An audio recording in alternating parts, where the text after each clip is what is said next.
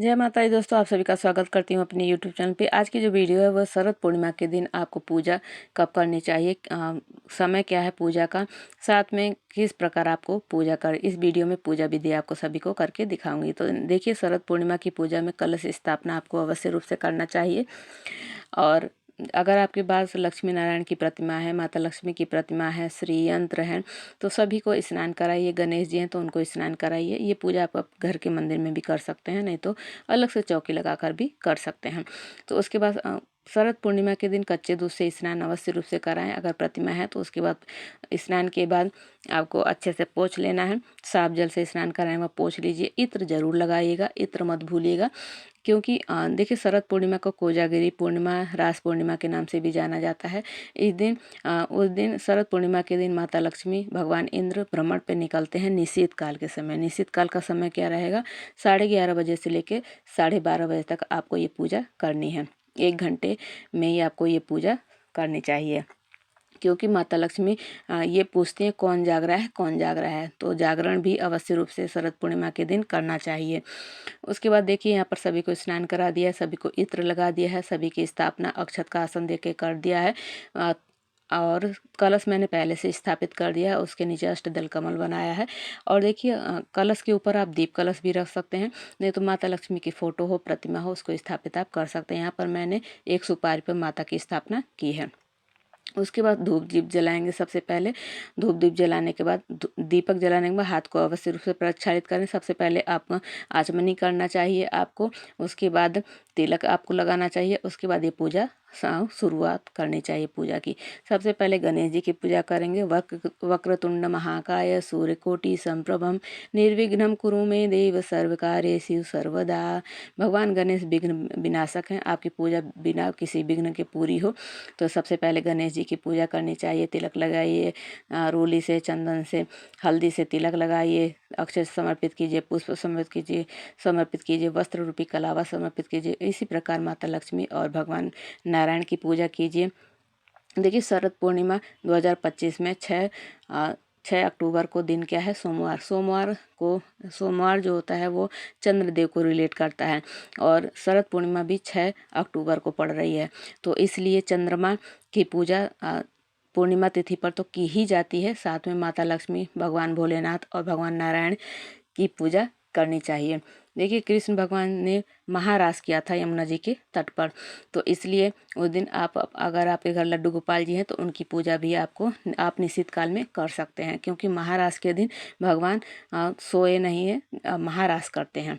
तो इसलिए उसके बाद हम यहाँ पर सभी की, देखिए, आप यहाँ शरद पूर्णिमा के दिन आप कमल का पुष्प भी समर्पित कर सकते हैं माता लक्ष्मी को, क्योंकि बहुत ही ये शुभ समय होता है, जिससे माता लक्ष्मी, जिस पे जो भी जाग रहा होता है उस पे माता लक्ष्मी की कृपा होती ही होती है। नहीं तो आप आजमा कर देख लीजिएगा। तो ये निश्चित काल में, और ये जागरण का मतलब ये नहीं है कि आप टीवी चलाएं, मोबाइल चलाएं, नहीं, आपको पूजा पाठ में समय बिताना है। निश्चित काल का तो ये पूजा आपको करनी ही करनी है। माता के मंत्रों का जाप कर सकते हैं, माता का नाम जप कर सकते हैं, ये पूजा कर सकते हैं। तो और कुछ अगर कोई मंत्र आपको नहीं आता है तो ओम नमो भगवते वासुदेवाय, नहीं तो ओम श्री महालक्ष्मी नमः। तो यहाँ पर श्री यंत्र की पूजा आपको, अगर आपके घर है तो शरद पूर्णिमा के दिन आपको विशेष रूप से निश्चित काल में करना चाहिए। श्री यंत्र को स्नान कराइए, उसके बाद पोछिए, इत्र लगाइए, और उसके बाद आपको रोली समर्पित करना चाहिए चुटकी से, हल्दी समर्पित कीजिए, अबीर जो आता है गुलाल उसको समर्पित कीजिए, वस्त्र रूपी कलावा समर्पित कीजिए, अक्षत समर्पित कीजिए, कौड़ी है, गोमती चक्र है, वो माता को समर्पित कीजिए। कमल गट्टे की माला है, माता को उस पर विराजमान करवाइए, आसन दीजिए, माता को उसकी माला पहनाइए कमल गट्टे की, माता को खीर का भोग लगाइए, और जागरण अवश्य रूप से कीजिएगा। माता लक्ष्मी पूरे पृथ्वी पर आती हैं, भ्रमण करती हैं और पूछती हैं कौन जाग रहा है, कौन जाग रहा है। तो वो देखती हैं, अगर आप पूजा माता की कर रहे होते हैं तो आप पे सहज उनकी कृपा मिल जाती है आपको। तो इसलिए माता को सफ़ेद रंग का पुष्प भी आप अर्पित कर सकते हैं। माता को देखिए, शहद का भोग भी बहुत अधिक प्रिय है, इलायची का भोग भी माता रानी को बहुत अधिक प्रिय है, पान का भी भोग आप लगा सकते हैं माता को। तो बहुत ही श्रद्धा से, मनोभाव से, अगर किसी चीज़ की पूजा में कमी भी है लेकिन आपके भाव अगर माता के प्रति समर्पित हैं तो माता पे प्रसन्न होंगी ही होंगी। तो यहाँ पर देखिए भगवान नारायण को आप मंजरी युक्त तुलसी अवश्य रूप से समर्पित कीजिएगा। फिर धूप दीप दिखाइए सभी को, और देखिए धूप दीप दिखाइए, यहाँ पर धूप दिखा दिया, दीप दिखा दिया। तो देखिए चलिए उपाय भी बता देती हूँ।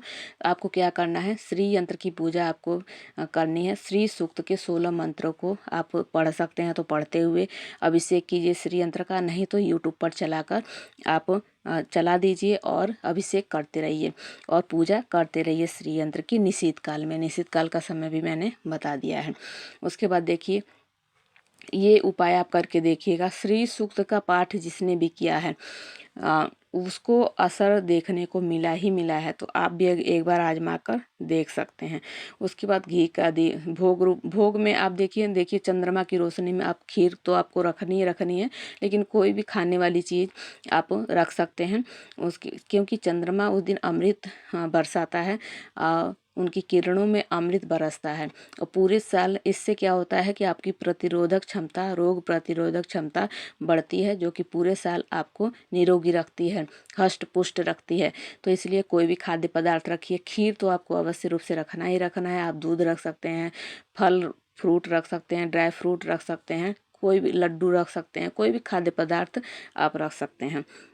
उसके बाद भगवान को सबसे पहले जो खीर आप है उसके बाद निश्चित काल के बाद आप खीर उठाकर ले आइए, भगवान को भोग लगाइए। उसके बाद आप ग्रहण कीजिए, नहीं तो अगली सुबह आप भोग प्रसाद के रूप में ग्रहण कर सकते हैं। इसके बाद माता सभी की कपूर से आरती कीजिए, नहीं तो घी के दीपक से भी आरती कर सकते हैं।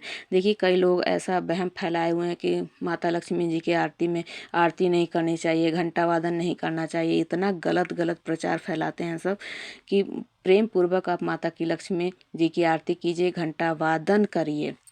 और देखिए यहाँ तक कि तिलक लगाइए, अक्षर सभी में आप घंटा वादन कर सकते हैं। नहलाने से लेकर आप पूरा पूजा आप करिए, घंटा वादन करते रहिए।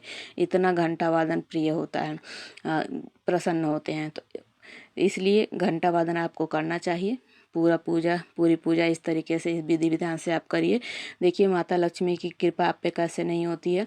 तो इस तरीके से आप पूजा कीजिए। निश्चित काल का समय मैंने बता दिया है। तो आई होप आप लोगों को वीडियो अच्छी लगी होगी। और देखिए आरती करने के बाद आरती को ठंडा कीजिए, भगवान को आरती दीजिए, खुद भी आरती लीजिए, पूरे घर में आरती घुमाना मत भूलिएगा।